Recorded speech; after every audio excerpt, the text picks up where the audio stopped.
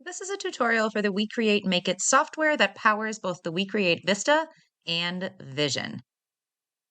My WeCreate Vista is turned on, the lid is open, and there is a piece of basswood on the grates. Know that this software tutorial is the same for the Vision, but we are going to be focused on the Vista, so some of the settings may be a little bit different.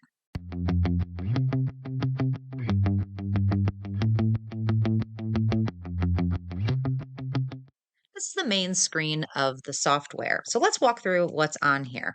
As we scroll through, you're going to see a bunch of projects that you have access to make. If I click on one of these, it's going to give me some details about the project, what kind of materials I need. And then down here on the left, you'll see that it says 99 cents, but then that's crossed out, free for premium members. When you purchase your machine, you get a 6-month free membership, which gives you access to all of these designs. Once that membership expires, if you choose not to pay for it, you can buy them individually at 99 cents. There's a lot in here to choose from. It's a great place to start if you're looking for designs to create.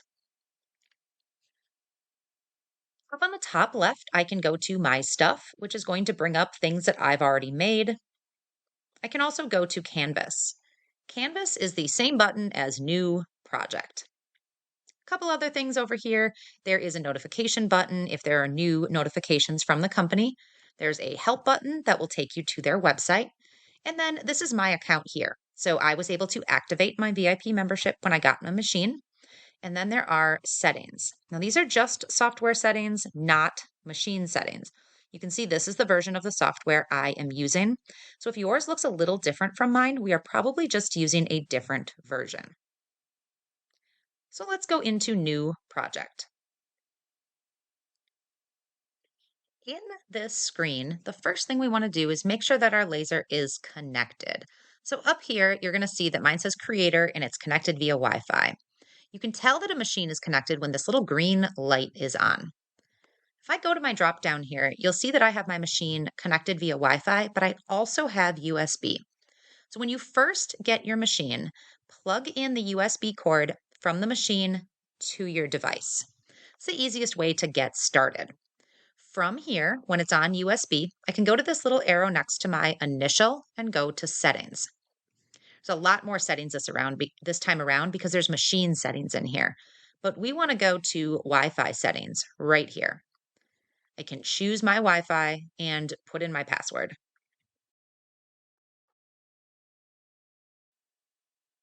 And now Wi-Fi is connected and I can unplug that USB cord. And now I'm able to switch between Wi-Fi or USB. For me, USB tends to be a little bit faster, but I like the freedom of being able to take my laptop to another place in my room to work. While we're in this settings menu, let's just take a look at what's here. There's a lot of different options. What you probably want to look at is right down here, camera calibration and thickness calibration. If you're having issues with your camera or auto measuring, these calibrations might help you. A little bit further down, you can look at firmware and software updates, and it'll tell you what version you're using.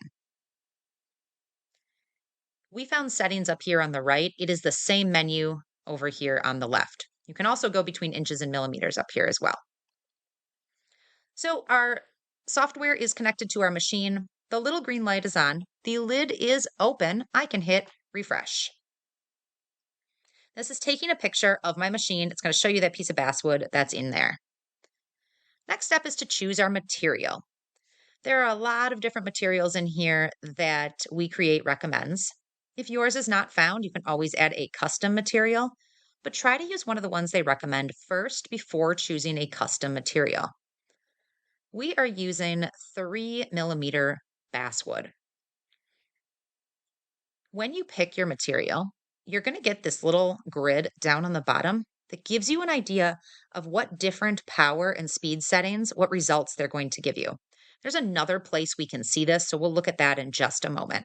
But for right now, I've chosen 3mm basswood, and I'm going to click Confirm. Now I want to click Auto Measure. The machine is going to turn its light off and back on again. It's going to measure the thickness.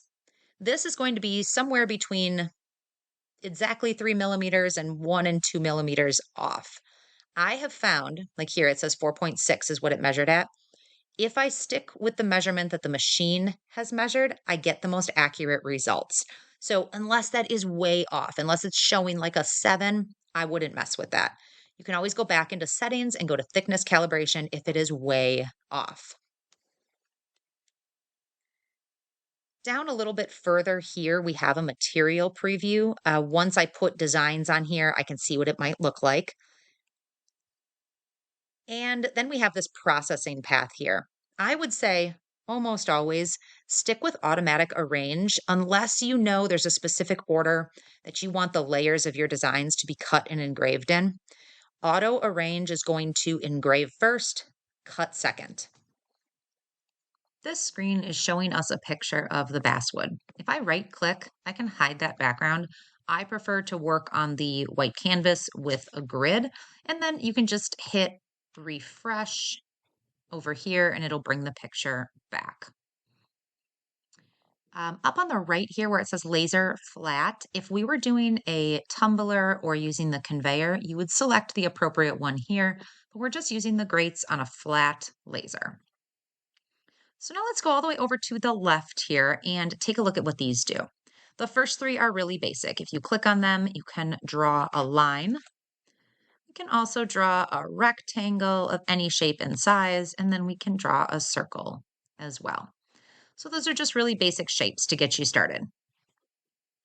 Once you have a shape on your screen and you have clicked on it, you get some new options. So let's go back over here on the right. I can choose to line engrave this, which is just like scoring. I can choose to fill engrave it, which fills the whole thing in, or cut. The Vista is a 10-watt laser. So when you click cut on here, it's going to give you some standard settings. The power of 100, the speed of 2, and 1 pass. I would highly recommend sticking with those settings, at least for your first couple of tries, and just seeing how you feel about the result. If you move up this speed too much, it's not going to cut all the way through. If you find that a power of 100 and a speed of 2 is not working, you can increase the number of passes, so it'll just go over it 2 times. If I click the Enhance Cutting button here, it's going to up the number of passes and give me the best result. If I turn that off, it actually stays at 2 passes, so we can move that back to 1. Breakpoints is not something you're going to need for a beginner project, but it adds little breaking points on your pieces so that they don't fall all the way through your grates. That's something you might want to play with down the road as you do more intricate projects. If I click on the circle, let's turn that to fill engrave. And you can see I already have some settings that pop up.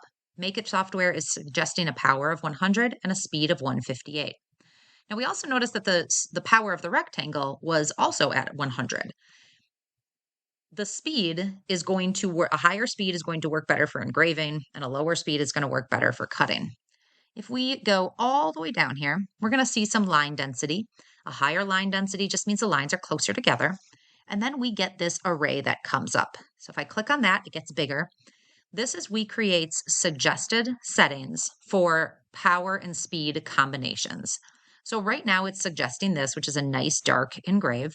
But if I want to go a little bit lighter, I can just click on the box that I like and it's adjusted for me. If you want to create your own little test array like this, I'm going to show you how to do that in just a minute. You are going to need to run some tests on your machine. The first time you cut or engrave something, it's probably not going to be perfect, even if somebody gave you the cut settings or the engrave settings to use. All of our machines and all of our materials are just slightly different due to a lot of different factors. So make sure you build in some time to play around with these settings. One more thing I want to show you up here is this little button that says Ignore for processing. So if I have 2 things selected here, but this time around I really only want to cut that rectangle, I can ignore this oval. It makes it kind of a lighter color, and the machine is not going to process that. Then the next time around, I can uncheck that box, and then it's going to be processed. That comes in handy when you're creating something with a lot of layers. Let's say I was creating a really detailed shadow box with 6 or 7 layers, all different colors. That's when this rainbow of colors might come in handy down here. I may want all of my circles to be blue and all of my rectangles to be gray. So you may use that, you may not use that. It really depends. But if you're doing an intricate design that requires a lot of different layers, sometimes just seeing different colors is helpful. You'll also notice then that on the right here, I have a whole layout of all my different layers. This can also help if you have a bunch of things on your canvas and I only want to highlight the pink ones. If I click on the pink layer, it's going to highlight it for me.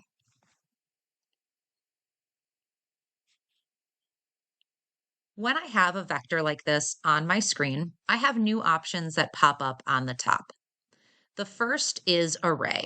So let's move this circle out of the way. I can create a bunch of columns and rows of a shape by choosing the array creation. I can also do a concentric creation, which does some really cool things here. And then we have our material test array. So I'm going to change that rectangle to fill engrave, make it a little bit smaller. While this is highlighted, I'm going to click material test array. And I have created that little grid that shows the power and speed combinations. And I can tell the Vista what power I want and what speed I want. I can also change the number of columns and rows and then hit confirm. Once I hit confirm, I'm not going to touch anything here. I can move it around, but I do not want to change any of the settings. I can send that over to my machine, and this is going to give me a real-time look at what the power and speed are going to do for different engraving. Once you've created a test array, you cannot edit it. You have to then just go out and go back in. So I'm going to hit undo. We're going to go back to our rectangle. Change this back to cut. The next thing that we can do here is offset. And offset just takes my circle and puts an outline around it. That offset is separate. It's not attached. If I highlight 2 or more items, my group option comes up. And what that does is it just allows me to move it around and they stay together. I can then ungroup them as well.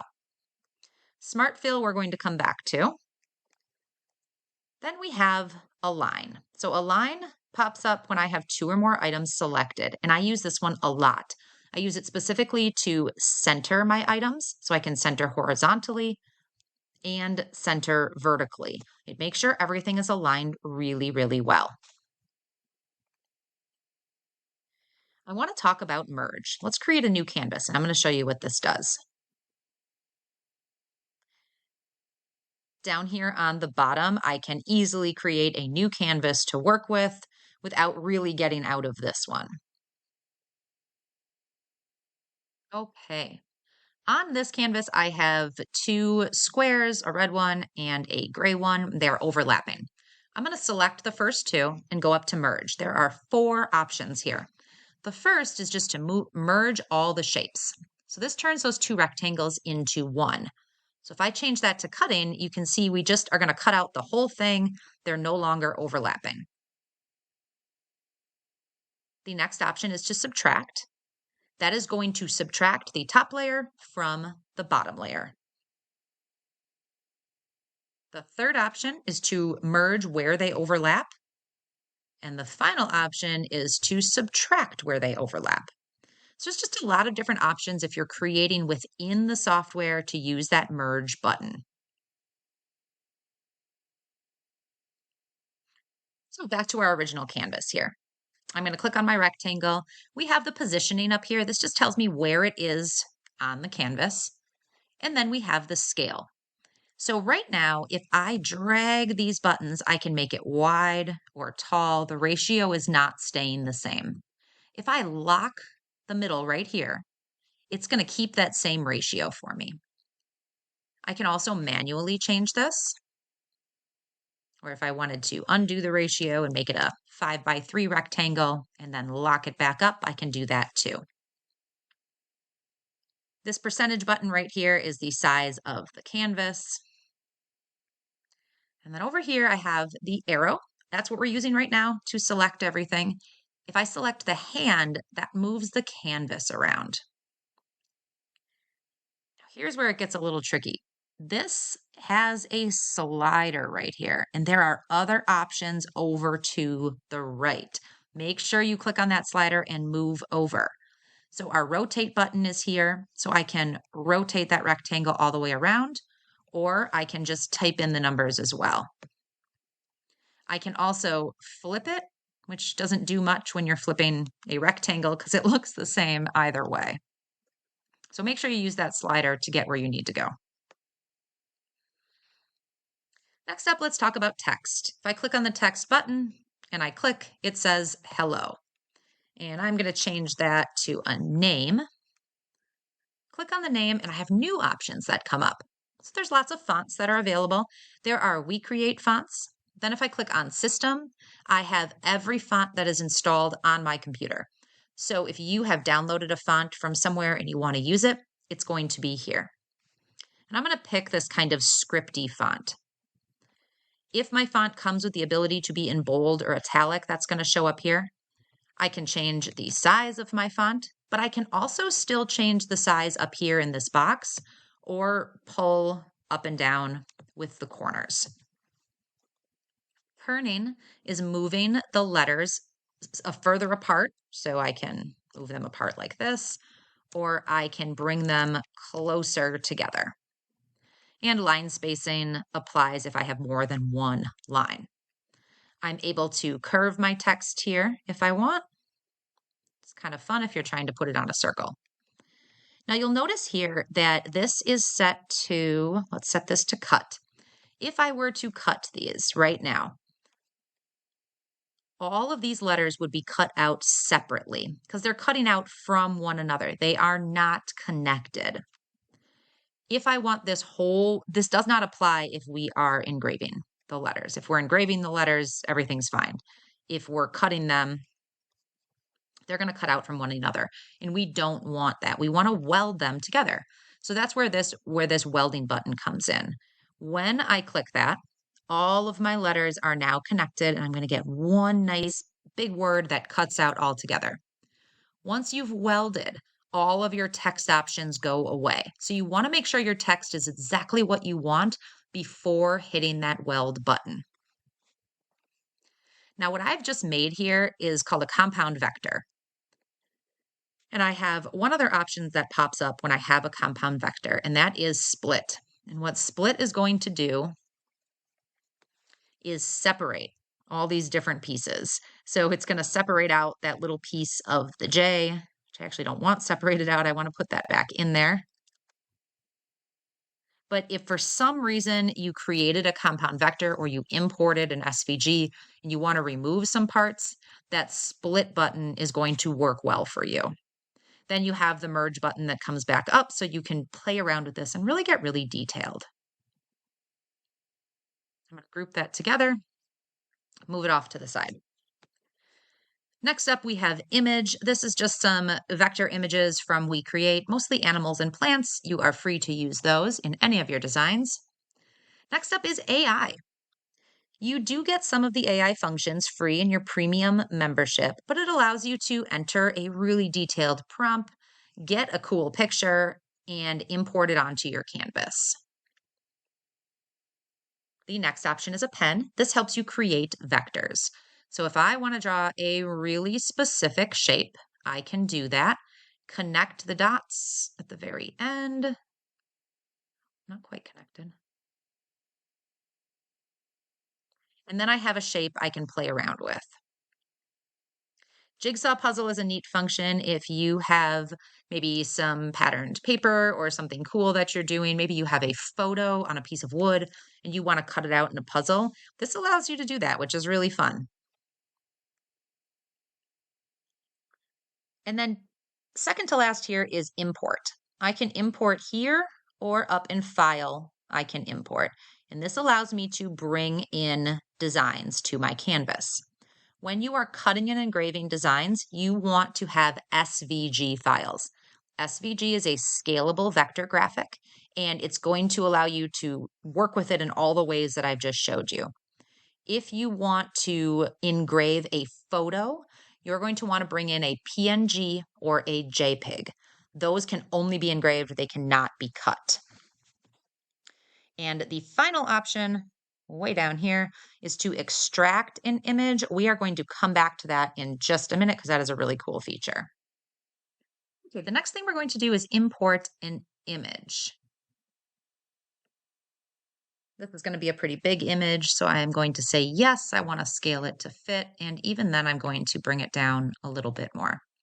When you bring in an image, your options are going to change. So the first thing we notice over here on the right is that I only have this bitmap engrave option. There's no option to cut an image. It gives me my standard power and speed settings, but then I still have this array that I can choose from down here.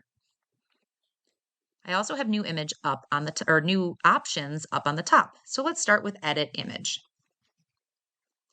If I was going to engrave this, I would first go into a software like Canva and remove the background completely. But if you need to remove it in here, there's a couple things you can do. You can crop the image. You can use this little eraser button. You can change the size and you can erase. Or you can use this magic eraser, I guess. And if I click on, let's say, the green of the leaves, it's going to kind of take out everything around it that's that color. I can move up the tolerance a little bit. Don't go up too much or you'll take out the whole thing. But that just kind of takes things out. So that's how you would remove the background if you didn't want to engrave the background. The next thing is image processing.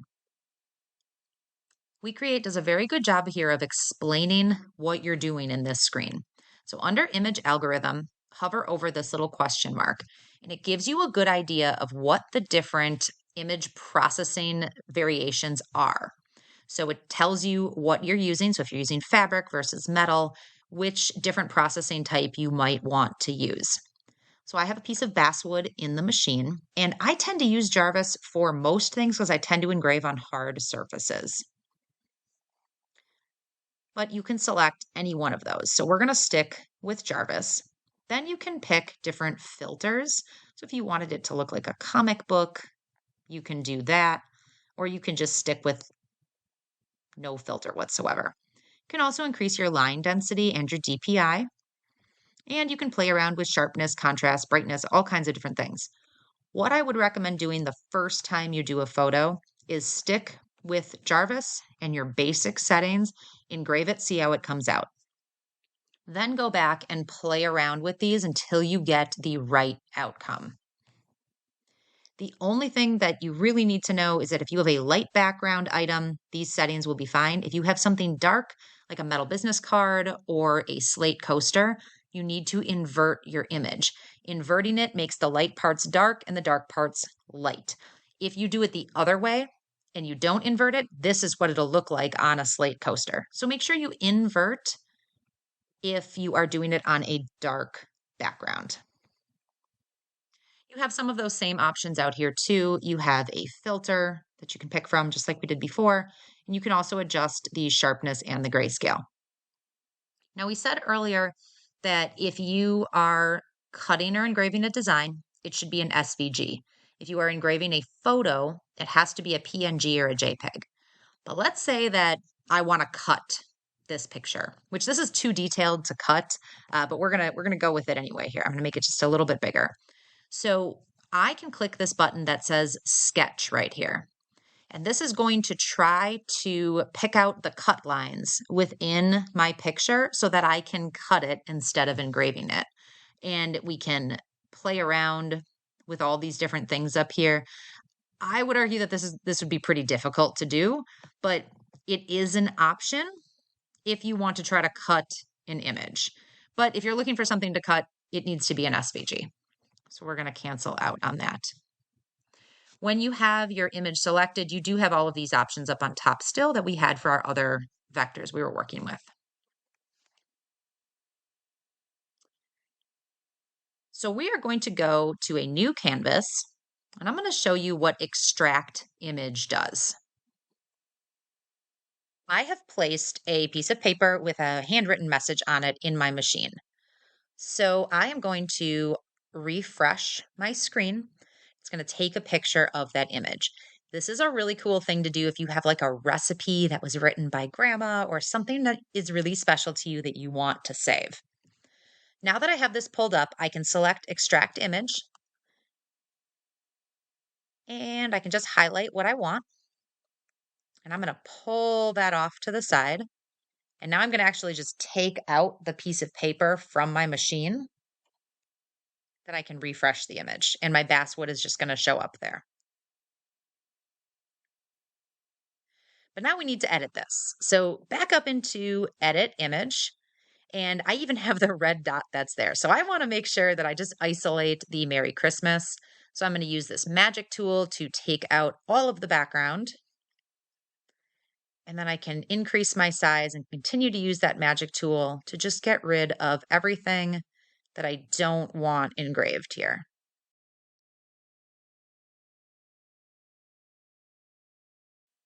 And now I can set this to engrave, and I can engrave that onto an ornament or something special.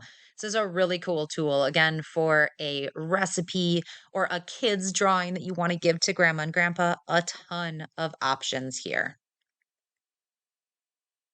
The last feature that we didn't talk about yet is this smart fill option. So in my machine, I have a couple little basswood ornaments. So I'm just going to put the word hello on here, set it to engrave, and then I'm going to refresh the camera. So if I have a whole bunch of ornaments and I want to put hello on them, I can center it where I want and then click Smart Fill. And it should just move it over to the next one. This is not the most accurate setting, but if you play around with it a little bit, it can work for you if you don't want to manually place everything. So back to our original canvas, I took off some of the things here. We have two circles that are being engraved, the word hello that's being engraved, and this circle that's being cut. So I'm going to refresh my screen one more time to bring that original piece of basswood up. I'm going to highlight everything, move it to the center, and all my settings are ready to go. Down on the bottom here, I have automatic arrange. So this means it is going to engrave first, then cut, which you always want to do because if you cut, you run the risk of smaller pieces falling through the grates and then it not engraving properly. So now I'm ready to go. I can preview my material here, which kind of just shows you what it looks like on basswood. I don't know if that's super helpful. The 3D preview when you're engraving tumblers is very helpful. Again, go take a look at that tumbler video if you want to learn more there. But I know that everything's set, so I can hit start. This screen is going to tell me roughly how long it's going to take. I can frame. So to frame something, the actual laser is going to draw a box around where this is happening, just to make sure that what I'm seeing on the screen is actually happening in my laser. From here, I can hit send, and it's going to remind me to shut the cover and push the button, and this process will start. When everything's done, the process will complete. You hit complete, you're brought back here. You also have the ability to minimize your screen and continue working on a new canvas while the old one is processing. I hope this was a helpful tutorial for the WeCreate Make It software when using your Vista. If you have any other questions, let me know down in the comments. And please take a look at the other Vista videos. I really want to help you move forward in your creative journey with your laser. Thank you so much for watching. We'll see you next time.